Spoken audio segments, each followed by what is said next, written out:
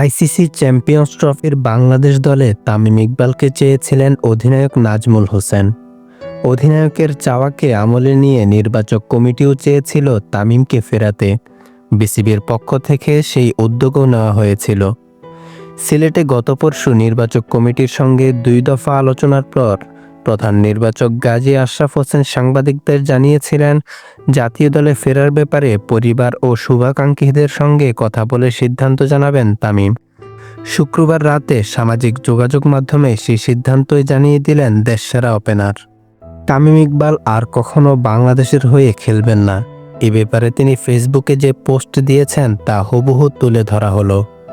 আন্তর্জাতিক ক্রিকেট থেকে দূরে আছি অনেক দিন ধরেই, সেই দূরত্ব আর ঘুচবে না। আন্তর্জাতিক ক্রিকেটে আমার অধ্যায় শেষ। অনেক দিন ধরেই এটা নিয়ে ভাবছিলাম। এখন যেহেতু সামনে চ্যাম্পিয়ন্স ট্রফির মতো বড় একটি আসর, আমি চাই না আমাকে ঘিরে আবার আলোচনা হোক এবং দলের মনোযোগ ব্যাহত হোক। এটা অবশ্য আগেও চাইনি বলেই অনেক আগে নিজেকে বিসিবির কেন্দ্রীয় চুক্তি থেকে সরিয়ে নিয়েছি। যদিও অনেকেই বলেছেন অনেক সময় মিডিয়ায় এসেছে আমি নাকি ব্যাপারটি ঝুলিয়ে রেখেছি, কিন্তু বিসিবির কোনো ধরনের চুক্তিতে যে নেই।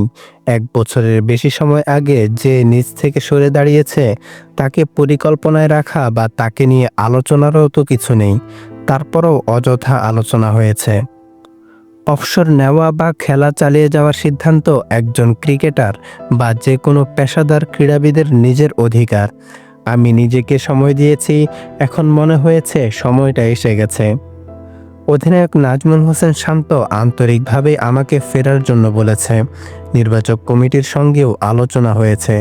আমাকে এখনও উপযুক্ত মনে করার জন্য তাদের প্রতি কৃতজ্ঞতা।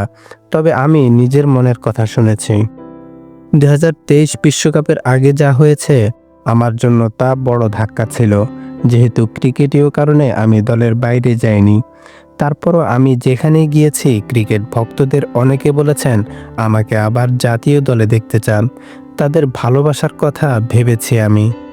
আমার ঘরেও একজন অনুরাগী আছে। আমার ছেলে কখনো আমাকে সরাসরি বলেনি, কিন্তু তার মাকে বারবার বলেছে বাবাকে আবার দেশের জার্সিতে খেলতে দেখতে চায়। ভক্তদের হতাশ করার জন্য আমি দুঃখিত।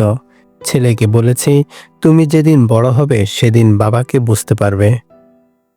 ক্রিকেটের সব খবরাখবর পেতে আমাদের চ্যানেলটি সাবস্ক্রাইব করুন। আপনার ভালো লাগা খারাপ লাগা আমাদের সাথে শেয়ার করতে অবশ্যই ভুলবেন না। আপনার গুরুত্বপূর্ণ ফিডব্যাক আমাদের পথ চলাকে সুগম করবে। ধন্যবাদ।